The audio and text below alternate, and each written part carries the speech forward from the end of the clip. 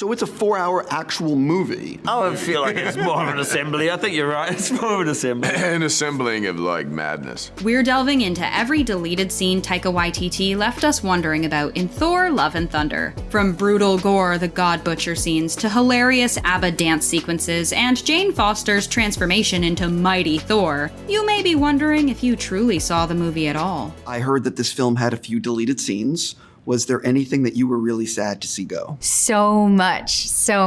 Number 1, major post-credit spoiler alert. Jane Foster has quite the character arc in this action-packed film. Only Taika Waititi can have us laughing through an entire movie, only to bring us to tears at Jane's tragic yet beautiful demise. Though she may technically be out for the count, the final post-credit scene gives us a bit of hope that this might not be the end of Mighty Thor. Jane arrives in Valhalla. This is, of course, the Norse afterlife that's been mentioned throughout these films, but never shown until now. If you somehow missed this, definitely go back and check it out. She's greeted by Heimdall. Both are robed and healthy looking, and the terrain of Valhalla is depicted as something like New Asgard. This ending definitely opens up a can of possibilities for the re-emergence of some beloved MCU characters. Who do you think could come back? Number 2, this butchering did not make the final cut. Everyone knows Taika Waititi loves to push the limit when it comes to directing, but this is one scene that everyone agreed might have been a bit too graphic for a family-friendly film. There's a prominent moment where Gorr, who is covered in tattoos expressing his religious devotion, uses the necro sword to remove them. Christian Bale, in an interview with IGN, explains how, although there was a lot of great content in the shot, everyone found it to be a bit too extreme.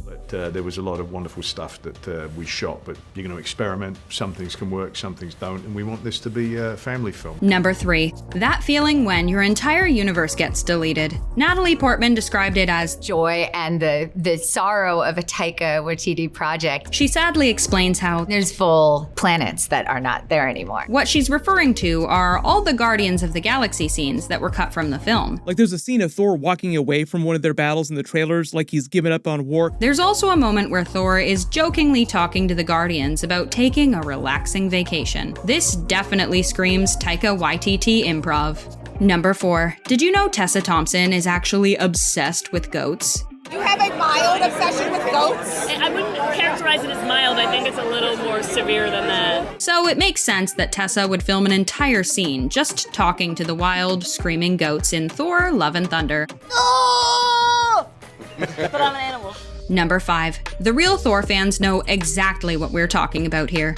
There were quite a few scenes in the film that were taken straight from the panels of the comics, particularly regarding Gorr's origin story. Comic book panels taken out of the Gorr storyline meant to show all the brutal takedowns that Gorr has, killing all these different gods before he fights Thor. This also brings us right into our next deleted sequence.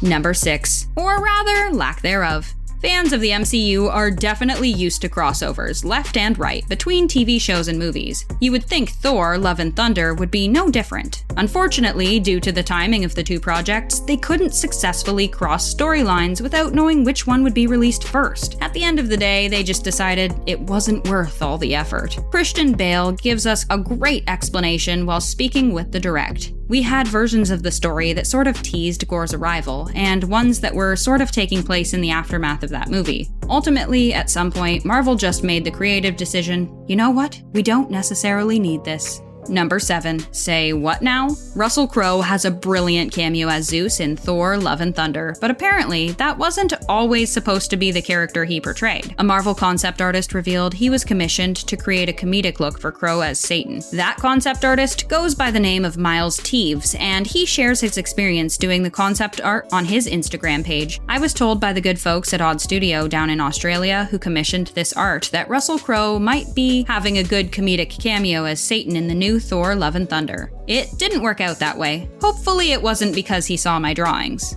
Number 8. Also known as Natalie Portman's intense workout routine. This is definitely a scene that a lot of fans would argue should not have been cut from the film. Looking at you, Taika. Released footage from the Asgard set shows Natalie Portman filming what looks like Jane's transformation sequence. In the film, we do see Jane visiting that spot, but we don't actually get to see her transformation take place. Number 9. Yep, you read that right. Thor breaks it down for us to ABBA's song Waterloo. This is definitely one of those scenes we have to see. Again, looking at you, Taika. Chris Hemsworth is no stranger to a dance sequence. He shows us his moves as Billy Lee in Bad Times at the El Royale and in the Netflix film Spiderhead. It makes sense that would eventually cross over to Thor. It's a full dance scene. It's a full dance-off, shooting lightning at his fingertips and so on. We don't know about you guys, but we absolutely have to see this scene as soon as possible.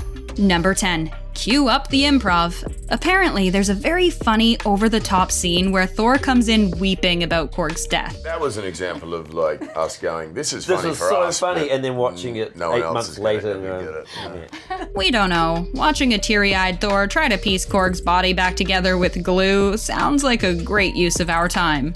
Number 11. We'll never say no to a dance sequence. We've already talked about Chris Hemsworth's unseen ABBA dance, but did you know Gorr was also supposed to have his own dancing scene? In true antagonist fashion, Gorr was supposed to start dancing right when he thought he was going to win the fight against Thor. The inspiration behind this sequence came from Aphex Twins' Window Licker. By the sounds of it, it was going to be too scary, or dark as well, because in another interview, Bale also said there was a lot more creepy as hell stuff. Number 12. This might be a bit of a tearjerker. Christian Bale talks about how he got to work with quite a few actors who we didn't get a chance to see on screen. I got to work with Peter Dinklage. The last time we got to see Peter Dinklage, who plays Eitri, was in Avengers Infinity War, when Thor came to him in search of Stormbreaker. So naturally, it makes sense that Gorr would visit Eitri for the same reason. But the sad part is, Eitri most likely refused. And we're assuming Gorr doesn't take rejection very well. This would have been quite a sad moment, as Eitri was the last of his kind, with Thanos already having massacred the rest of his people.